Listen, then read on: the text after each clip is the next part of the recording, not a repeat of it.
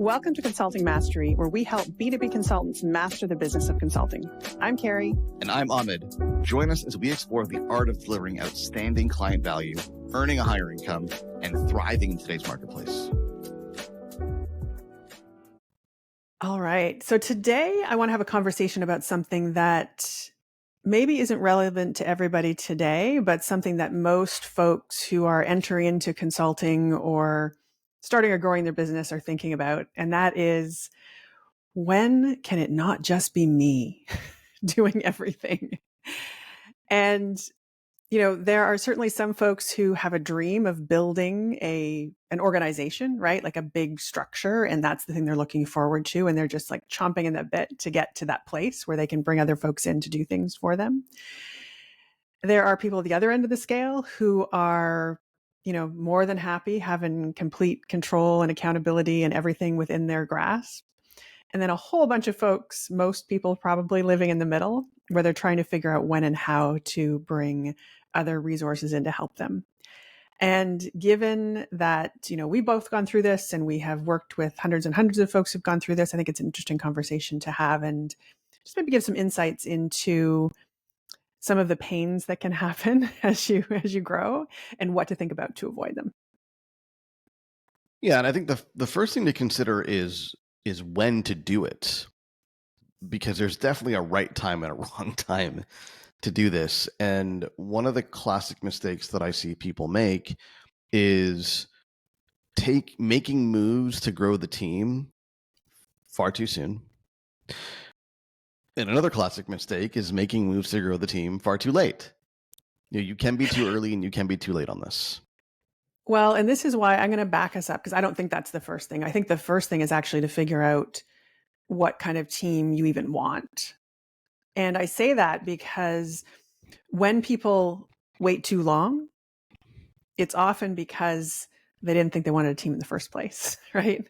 And they're kind of pushing back against, they're chafing against, they're fighting against this notion of bringing other people into the fold. And for those who jump on it too early, and this is very common, right? Because these are the folks who have come from large organizations, right? They've come from a place where they have all of the support around them. And of course, it feels much more comfortable to duplicate that and to, so thinking about what your instinct is and also understanding what is it that you're even looking for? Like, why is it that you would consider bringing people on board? And you kind of have to go a few levels deep there, because the obvious answer is, well, because I need people to do things, right?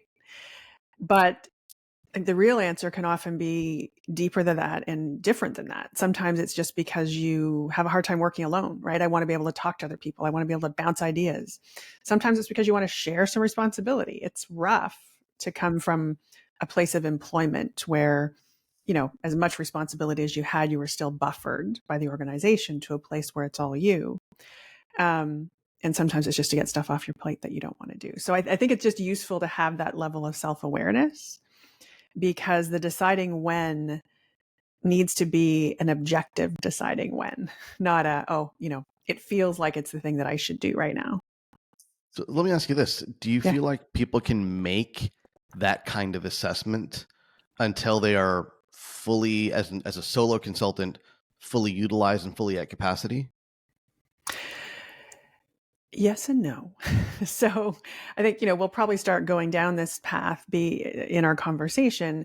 I think there are easy ways to test the waters, to get some help, to add resource to your organization that don't require, a huge commitment, or quite frankly, like a permanent feeling decision about what you want your business to look like.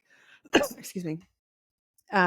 Because the other reality is that it's quite likely that the kind of help you need on day one, when you're first either hitting capacity or recognizing that there are things on your plate that you would be better off not doing, you're probably going to need different help then than you will months or years down the road when you're in an entirely different situation. Your business is bigger, you're doing different kinds of things. So I think, and maybe I'm jumping too far ahead, that the real answer here is to make some, impermanent kind of test decisions that get you some of the things you need. And then it will become clearer and clearer as time goes by what you really need to do in a more permanent way.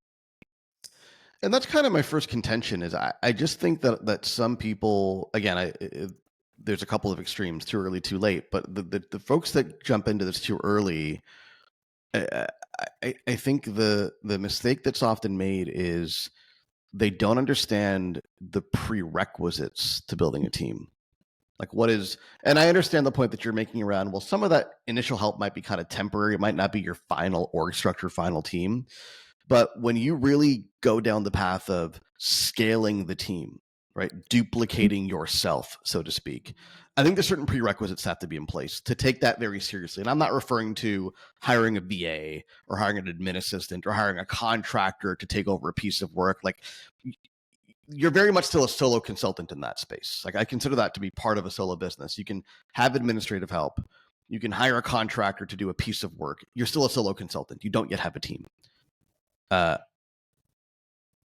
When you want to start making that transition towards, now building a team of consultants who are going to be client facing, who are going to take ownership of some of the work on your behalf, I think there's certain prerequisites, and I'll just rattle off a few and let's talk about them. Number one is product market fit. You have to know who you serve. You have to know what your offer is. That's got to be proven and validated in the marketplace. And number two is you have to be bumping up against a capacity constraint. And the reason I think both of those are critical is because, it's really hard to bring somebody in to a business that has no clear focus.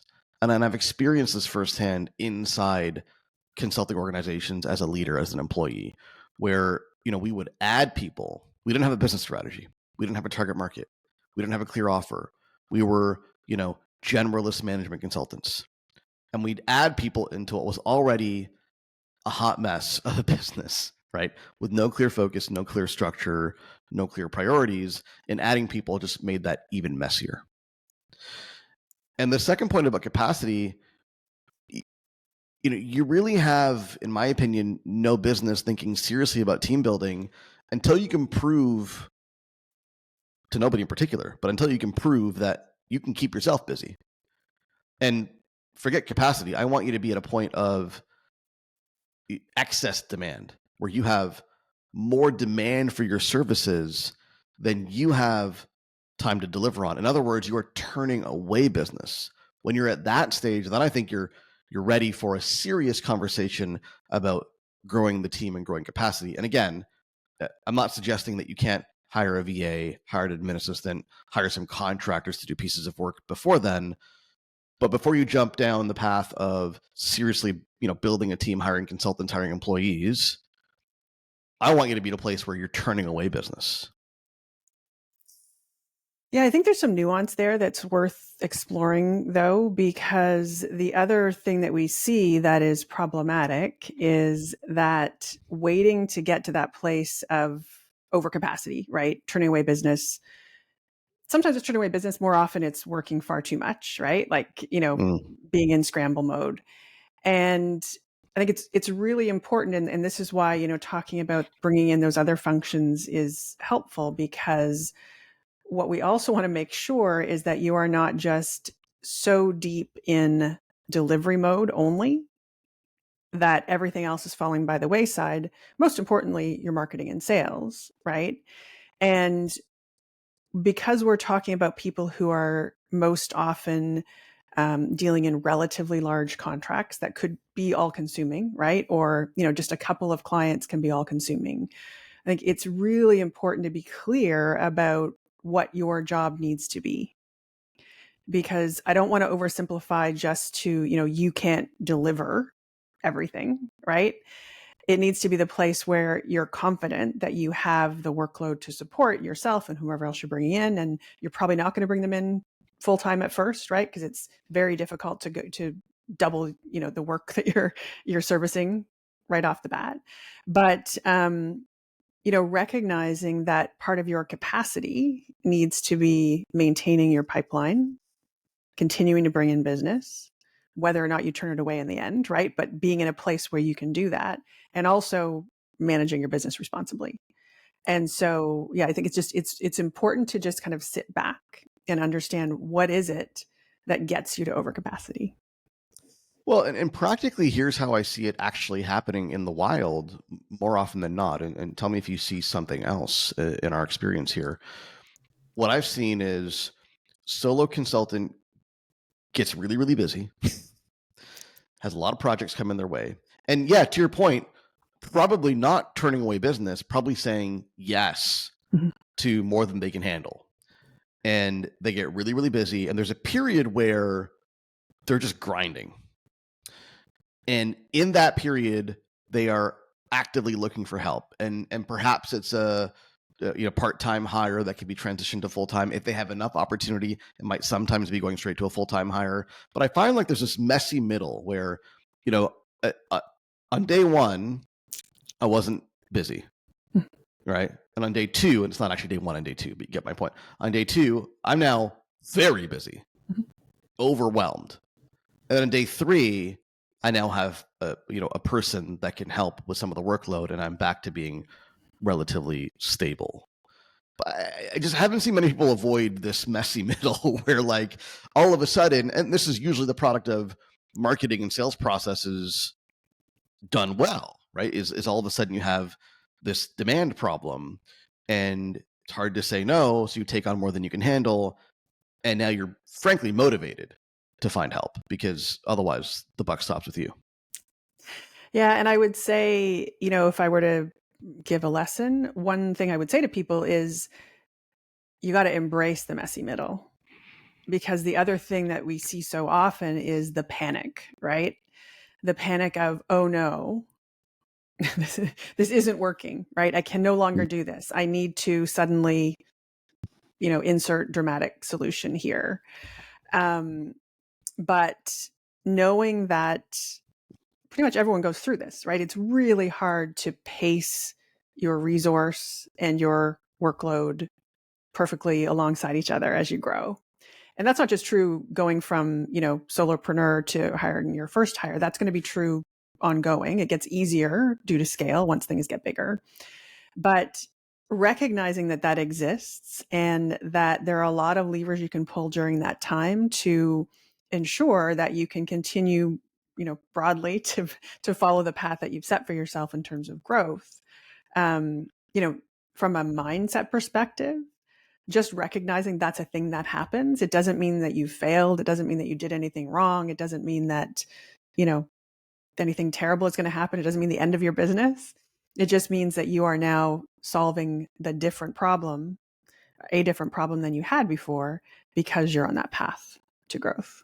Yeah, I always find it comical that I don't know if this is a consulting problem, but it certainly is true for consultants. Consultants somehow have this very naive expectation, and the smart people too, right? Often have this very naive expectation that, demand is going to perfectly equal supply every month and every quarter and maybe even every week. And when you understand the nature of markets, you'll understand that that's just frankly not possible. You're going to have periods where demand exceeds supply, and those are the periods to hire and to build capacity. And when you build capacity, you're going to have periods where demand does not exceed supply, where supply exceeds demand. And certainly the goal of marketing is to minimize those periods, right? And to have maximize the periods where demand is stronger. And you want to be obviously conscious of that as you build teams. So don't take on, maybe we'll get to this today, don't take on too much in terms of overhead and labor cost beyond what you can reasonably handle in the business. In other words, don't base your overhead and labor projections on your perfect scenario, your perfect demand forecast. Obviously, build in some contingency there. But yeah, this notion that demand and supply will forever be equal is naive and impractical. The reality is it's going to be messy, and as you grow, things will break, and that messiness needs to be embraced. Mhm. Yeah, and I would say like as much flexibility as you can build into this whole exercise, the more flexibility you can build in, the happier you're going to be. Because, we also talk a lot about just when it comes to marketing and selling in general, staying out of the desperation zone, right? And the other thing that we've seen happen is that your solopreneur doing their thing, they get really busy, they bring someone on board. So now, and they immediately go to full time, they've doubled their capacity. It works for the period of time that whatever work they have exists. And now the requirement for work drops and they're in a mad scramble for no other reason than they have made a commitment and they need to keep a person busy. And that can be dangerous, not just, in the way that it sounds, but because it gets you back into a place where hopefully you've moved beyond now, which is taking whatever work comes your way, right? Taking work just to fill the space versus taking on the, interesting, impactful, fulfilling work for the people that you want to work with that got you started doing this in the first place. And quite frankly, probably attracted the person that you brought on board. Which brings up a really nuanced part of this conversation, which I want to get into. When you bring somebody on, and this is the typical scenario, and I wouldn't say this is reflective of every scenario, but this is the typical scenario that I found. You bring somebody on because you are at, you have excess demand, you have more demand for your services, you're at capacity personally as the solo consultant, perhaps even after hiring some part-time help for, accounting and HR and so on, the back office type stuff. And now you're at capacity as a solo consultant and you have excess demand and you're now turning away work. And let's say, just to put some hard numbers on the example, let's say you're at, $300,000 a year in revenue. Okay. Now you want to bring somebody on, and maybe you can bring somebody on at $100,000 a year to take over, potentially 80% or 70% of the client delivery work. Obviously, a simplified example. Okay. So now at a $300,000 in revenue, you're going to pay them $100,000. So you're taking home less money. However, you've freed up potentially 60 to 80% of your time. And now what you want to do is project out how much revenue you could potentially generate with that time, assuming that time is now going to be largely allocated to business development. And if you don't have a business development system, this doesn't really work in terms of an assessment, right? But if you have a system, now you can go, okay, well, before I was spending, I don't know, let's say 5 hours a week on business development, and I was able to generate $300,000 a year. What happens when I spend 20 hours a week on business development? How much revenue can I generate? And that's the game now you have to play, is that you're almost always going to take a hit in terms of income and net income when you hire. And if you just look at it that way, it's always a bad decision because, well, I'm going to make less money. How does that make sense? Well, you now have to build in the growth that will stem from your increased focus and time allocation on business development. And you have to have some level of understanding of what that process looks like and some level of experience to be able to make that projection. Yeah, let's talk about the other fear that kind of comes up with this. It just came up as you were saying that, because I think the other resistance point that people run into is just the pure concern about handing over control, right? I do a particular thing for a particular type of client. I do it particularly well. I do it in a very particular way, right? That's how I got here. That's why I'm successful. Now, how do I maintain some semblance of quality? Not even some semblance of quality. How do I maintain the level of quality that I think is critical when I bring other people on board? Because we also see people really resisting and getting themselves into some, tough situations where they are working far too much. They're not delivering the way that they even want to. They're giving up personal, friend, family time. They are exhausted. And, we see people going down that path, or turning away lucrative work because their fear is that no one else can do it as well as they can. I've never felt that way before. I was just going to say, does it sound familiar to any of us? I think one of the most significant impediments to scale is ego and arrogance. So Carrie knows, because we went through this. When we first launched 90 Day Pipeline, I was doing all the coaching, and Carrie initially came in, was a client, and then we brought her in. The initial task was, or project rather, was Carrie, build us out a scalable delivery model, because it wasn't scalable at the time. It was all me. And obviously part of building out a scalable delivery model, going back 5 some odd years now, was bringing on other consultants and coaches. And obviously Ahmed's concern back then was, come on, Carrie, like, results are going to suffer. They can't do it like I can do it. What, how is this going to work, right? My ego wanted to believe that I was the only one that could deliver support and guidance and advice in this domain, because I built the program. And reflecting on that, I always tell people, what I've found time and time again is what's bad for my ego is good for business. So having coaches and consultants come on who are all experts in their own right, and seeing them actually perform and advise clients better than I can within their domain of expertise was humbling and great for the business, because it's extended capacity. So as someone who's been through this, if you're that person that's thinking, well, nobody can do what I do, my contention to you is that you have an arrogance problem. Your ego is going to get in the way of you growing the business. And until you come to the realization that there are smart people out there who maybe can't do the full scope of what you do, but can do some of the pieces, and potentially do some of those pieces better than you, until you come to that realization, you're not going to grow. Is that too blunt? Nope. Perfectly fair. But I think there is something there about sort of letting go of the, the deep internal belief that, that the way you're doing it, that exactly what you're doing is the right way, like the only right way. And you're not wrong. It's like an ego dissolving experience to give that up. But to recognize that, especially when you start, because if you've been doing this all yourself, you're doing it as a generalist across your business, right? You're doing all of the things. And it's quite likely that you can't do all of the things as well as someone who can do one of the things much more deeply, with more focus and more concentration and potentially more expertise. When you can kind of recognize that, then everything changes, right? You get your time back, you get your focus back, you get your ability to make decisions back, which is really what we all want.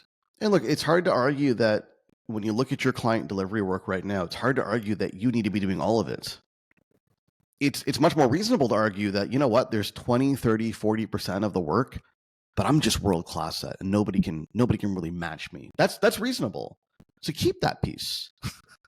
Don't do the other 60%. But if you're arguing that, no, everything I do, nobody can match me on, I can't be replaced, I'm world class at the entire scope, every step of the process, well, then you got problems that I can't solve.